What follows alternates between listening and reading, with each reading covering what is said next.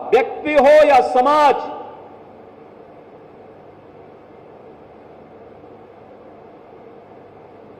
हमेशा इस बात को ध्यान में रहना होगा कि लीक से हटकर के ही जो चलेगा वह कुछ नया कर पाएगा।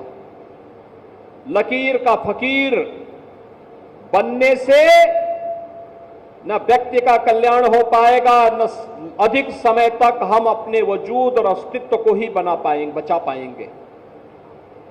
हमें आज के अनुरूप अपने आप को तैयार होना होगा। और मैं तो इस बात के लिए भी अभिनंदन करूंगा गद्दी नसीन जी का कि सैकड़ों वर्षों के बाद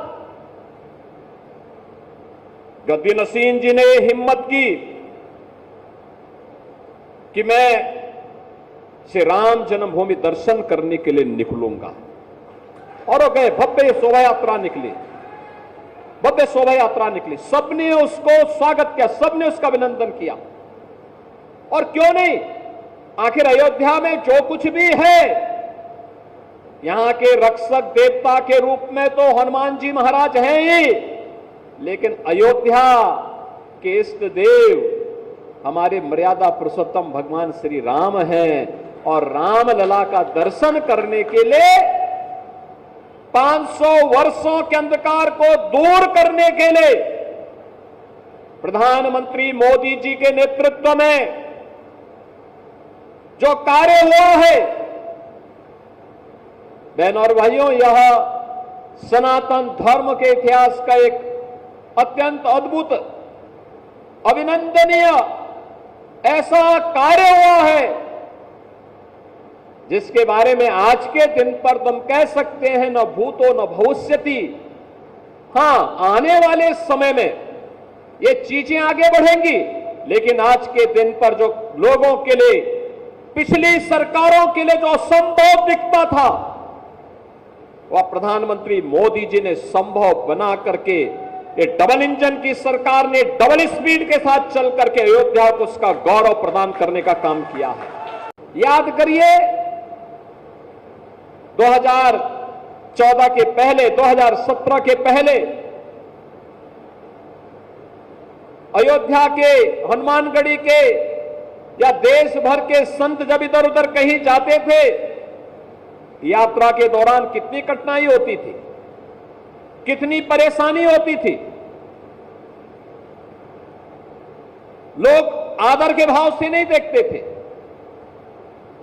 लोगों के मन में सरदार सम्मान का भाव नहीं दिखता था। जो परिचित थे वे भले ही सम्मान दे दे, लेकिन कोई अपरिचित सम्मान नहीं देता था। आज मैं गारंटी के साथ कह सकता हूं, आज के दिन पर आप देश के अंदर कहीं जाएंगे, अयोध्या का नाम बोलेंगे, राम जन्मभूमि का नाम बोलेंगे, हनुमानगढ़ी का नाम बोलेंगे, सामने वाला व्यक्ति आपके सामने झुक करके आपको सम्मान देता हुआ दिखाई देगा। अयोध्या के नाम से लोगों के मन में एक नई, उसके चेहरे पर चमक देखने को मिलती है। अयोध्या धाम का नाम सुनते ही अगले व्यक्ति के मन में एक नया उत्साह देखने को मिलता है, एक नया उमंग देखने को मिलता है। कारण है अयोध्या को यह भव्य स्वरूप देने के, प्रधानमंत्री जी के विजन को जब जमीनी धरातल पर उतारने के लिए हम लोगों ने कार्य प्रारंभ किया, तो मैं अभिनंदन करूंगा अयोध्या वासियों का कि अयोध्या वासियों ने उसका अक्षरशः पालन करने में अपना योगदान दिया। अयोध्या के विकास के लिए हम लोग चिंतित होते थे। गोरखपीठ का अयोध्या से संबंध आज से नहीं, 3-3 पीढ़ी से अयोध्या आते थे। टूटी फूटी सड़कें, दिन में बिजली नहीं होती थी, रात्रि में भी 3 घंटे 4 घंटे मिल गई गनीमत है। गलियों में गंदगी रहती थी, घाटों में गंदगी रहती थी। राम जी की पेड़ी का पानी निकलता ही नहीं था, वहीं सड़ता रहता था। और अव्यवस्था का आलम इस कदर था, हर दूसरे दिन कर्फ्यू, बंद, अव्यवस्था, सरकार के स्तर पर अपमानित करने की कार्रवाई, लगातार प्रताड़ना की कार्रवाई। अयोध्या एक गुमनाम सिटी के रूप में अपने अस्तित्व के लिए जूझ रही थी। आज ऐसा नहीं है। याद करिए, जब पहली बार हम लोगों ने अयोध्या धाम में 2017 में दीपोत्सव के कार्यक्रम के साथ हम जुड़ने के लिए आए थे, मेरा विश्वास था ये दीपावली तो अयोध्या ने दी है दुनिया को, भारत को दिए सनातन धर्म का प्रमुख पर्व और त्योहार अयोध्या ने दीपावली के रूप में दिया है, और भगवान श्री राम ने विजयादशमी का पर्व भी लंका विजय के उपलक्ष्य में इसी अयोध्या की देन है।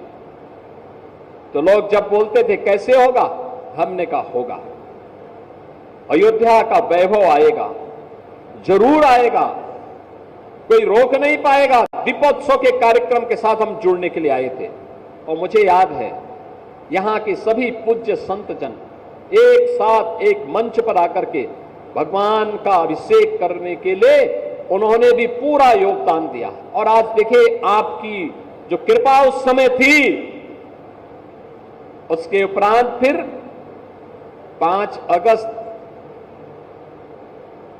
2020 को जब नवंबर 19 में राम जन्मभूमि का फैसला